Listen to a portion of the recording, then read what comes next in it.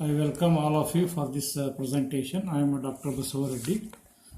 This is the helical gear design procedure, theoretical part only.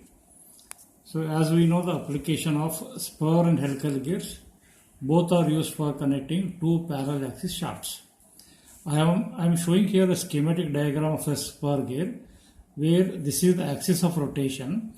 These are the teeth. A single line what I am indicating is the spur gear tooth which are parallel to axis of rotation. Otherwise we call them as a straight to tooth spur gears. This is another side of another view of the helical gear where axis of rotation is given here. The teeth are inclined with the axis of rotation by an angle of psi which is called as a helix angle. This is the face width B.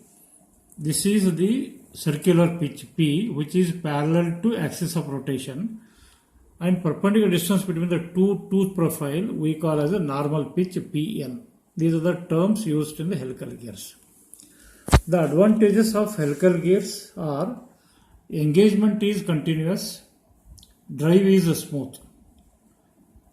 Second advantage is for the same size of spur and helical gears can transmit more power.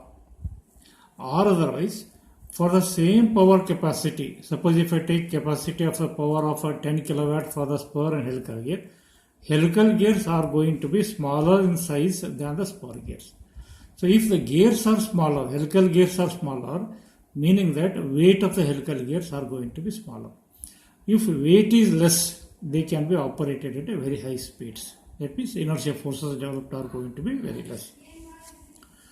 Because of the small size, helical gears can be operated at high velocities. This is what I said already. Because of the inertia force are going to be less, so that they can be operated at high speeds. These are the advantages associated with the helical gears. Only disadvantage is axial thrust being present in the case of single helical gears. Whereas in case of the double helical gear, which is also called as a herringbone gear, axial thrust, even though being present, the total effect is being zero.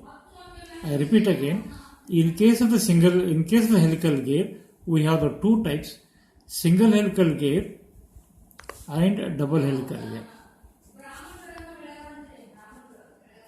Single helical gear, double helical gear. Double helical gear is called as herringbone gear. In herringbone gear, axial thrust is zero. In single helical gear, axial thrust is being present.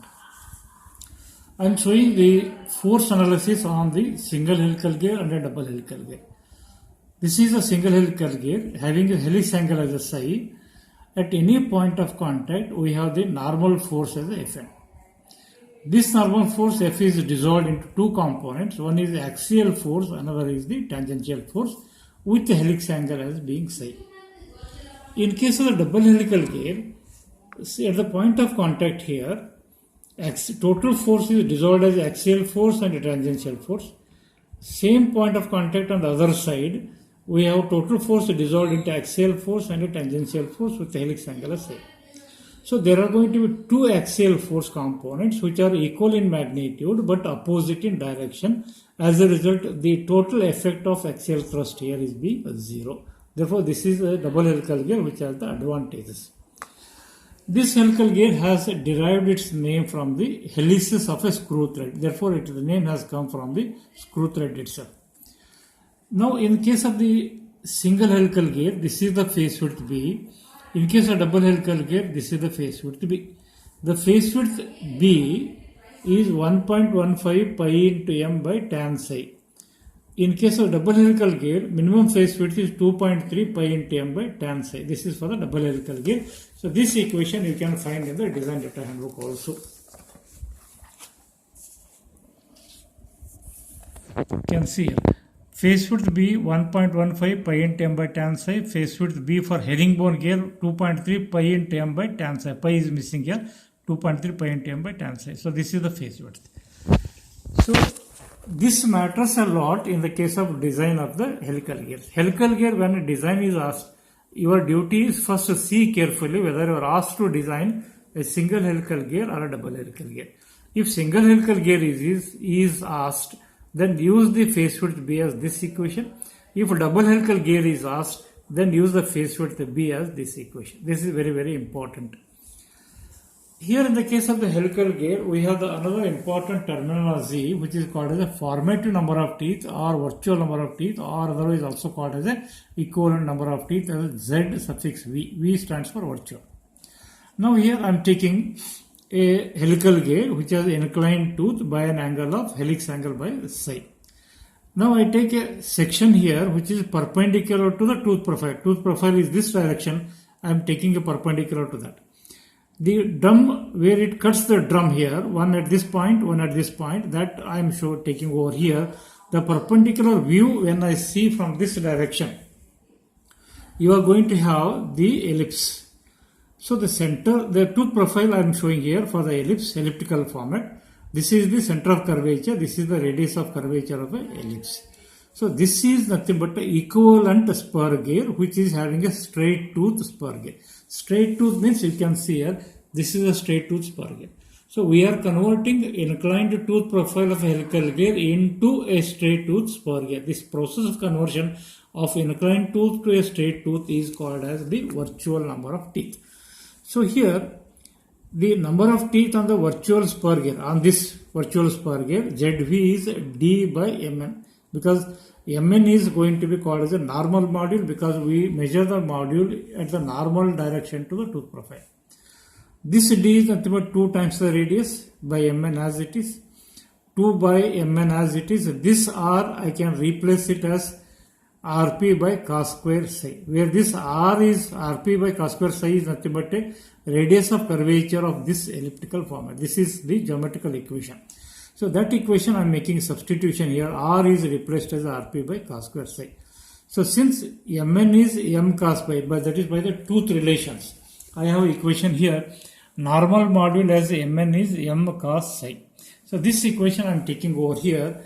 Then I substitute at this particular place Mn as M cos psi. When I do so, it is ZV is 2 by M cos psi into Rp by cos square psi. Otherwise, 2 times Rp is nothing but a dP, where is a pitch circle diameter of pinion, by M into cos psi into cos square psi is cos cube psi. Otherwise, D by M is nothing but a Z. It is Z by cos cube psi. So this is the equation which gives me actual number of inclined tooth helical gear into virtual number of tooth of a spur gear, which are nothing but virtual. So this is very important. This equation is available in the data handbook. ZV is Z by cos cube psi. This equation you can use it for converting inclined tooth profile of a helical gear into a virtual number of tooth profile of a spur gear, which are straight in nature. So this derivation of this equation is very important. They may ask you for few marks about the theoretical part of the derivation, as well as the advantage and disadvantage of the helical gears are also going to be important. These are only 2 topics which are important in this year. Then I am going to look for the design equations that are possible in the case of the helical gear. So simple same equation whatever you have already studied in the case of spur gear, they are also same here in the case of helical gear, but only thing there is going to be small modifications. First equation is Lewis equation, which is Ft is equal to sigma d into capital Y B into Mn, M suffix n into Cv. This equation you have already seen in the case of spur gear, where it was only M. Now we are attaching a symbol as Mn divided by Cw, where Mn is to be standard. After calculating the Mn from this equation using the same table of a module of a spur gear, you have to standardize the normal module. This Mn is M cos psi, that is a tooth relation, what you know already. This capital Y is nothing but tooth form factor, but it should be based on virtual number of teeth. What is this is, I would like to explain about this capital Y now. You can go to the design data handbook here. I am going for the same equation of a spur gear for the small y. Otherwise, tooth form factor capital Y is pi into small y. Small y can be chosen from these 3 different equations. It depends on pressure angle of 14.5 degree or 20 degree full depth involute or 20 degree stub involute. Once you know the pressure angle, or if you assume the pressure angle, you can choose a particular equation, either this or this. Suppose you are choosing the first equation. Small y is 0.124 minus 0.684 by z. Here you substitute ZV, ZV1 finion, then you get a small y1. ZV2 for the gear, you will get a small y2. Pi into small y1 you will get as a capital Y1, pi into small y2 you will get as a capital Y2.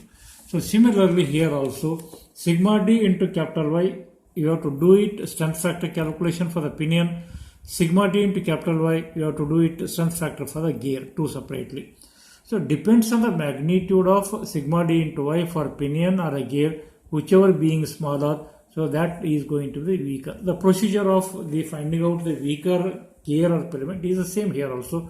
Only condition is this capital Y must be based on the virtual number of T. This is very, very important here. Then dynamic load equation FD is Ft plus 21V B into C cos square psi plus Ft into cos psi divided by 21V plus square root of B into C cos square psi plus Ft. So this equation you can see in the data handbook here. The same equation, whatever you already studied, same equation of the dynamic load equation, whatever studied for spur gear is modified with reference to cos psi. So use that equation as it is for calculation of the dynamic load. The parameters of C, all the sub parameters are same as the spur gear equations. Then I have an equation for wear load equation. FW as D1BQK divided by cos square psi. Only denominator cos square psi is extra here compared to D1BQK of a spur gear. So the parameter of calculation of K is same as that of the spur gear again. So there is nothing different here. So this FW should be greater than or equal to FD. If that is the case, then the designed gears are going to be the same. Then in addition to this, sometimes you may be asked to calculate the tooth loads. The tooth loads which I already explained to you here. Fa is the axial force, Ft is the tangential force, and there is going to be radial force. Therefore, you can calculate axial thrust Fa as Ft tan psi, radial force Fr as Ft tan psi, where pi is going to be pressure angle, psi is going to be the helix angle. We have these two equations available in the data handbook. So axial thrst is Fa, W or Fa, Ft tan psi, radial force Fr is Ft into tan pi. It is a pi or pi t, both are same. Where this psi value has to be, helix angle has to be 20 to 30 degree for a helical gear, for a single helical gear. And up to double helical gear you can go up to 45 degree. This assumption you can make it for a single helical gear or a double helical gear. You can see one more equation, one more diagram here which is given the data handbook. So as the name, the helical gear derives from the screw thread. You have a screw thread profile here, inclined tooth are going to be here which are inclined by an angle of helix angle. When you take a section parallel to the axis, we have this particular profile. At this particular point, we have the module M and a pressure angle pi. When I take a section perpendicular to tooth profile, this is BB, then we have, this is the tooth profile. At this particular profile, we have the normal pressure angle pi n and a normal module. So there are going to be two pressure angle pi n and pi t, normal module and a module. Therefore, these tooth proportions are related by the equations. So you can see Mn, that is a module measured in the normal direction, M into cos psi. Normal pitch is Pn is Pc cos psi. And the angle relation here is tan pi n, pressure angle in the normal direction is cos psi into tan pi t. So these are called as the tooth relations. You can use the tooth relations for finding out interrelations between either the module or otherwise in terms of the angles. So the nature of examples under the spur gear and helical gear both are same. Only in the case of helical gear, the form factor capital Y in the Lewis equation is to be based on the virtual number of T. This is very, very important. The module table which are used for the spur gear, once you calculate a module, then you are standardizing the module using this particular table. In case of the helical gear, same table can be used, but standardizing the normal module. Suppose using the Lewis equation, if you get a normal module as a 2.3 Then you have to go to this table. After 2.3, you have a 2.5. So normal module is going to be 2.5 now, not the modulium. Once you calculate normal module, standardized, then angle is known, you can calculate the module. This module should be kept as it is. You need not standardize this value. Okay. So this is the theoretical part in case of the helical gear. Nature of examples are same as the spur gear examples. Theoretical part which is important is going to be the advantages in case of the helical gear and the derivation of the equation for the virtual number of teeth, which is ZV is Z by cos cube psi. This part is important. Other design equations are the same as what we have for the spur gears. The sub equation whatever we use for this equation or for this equation or for this equation remains same for the spur gear as well as helical gear. Only three main equations are different. Okay, thank you.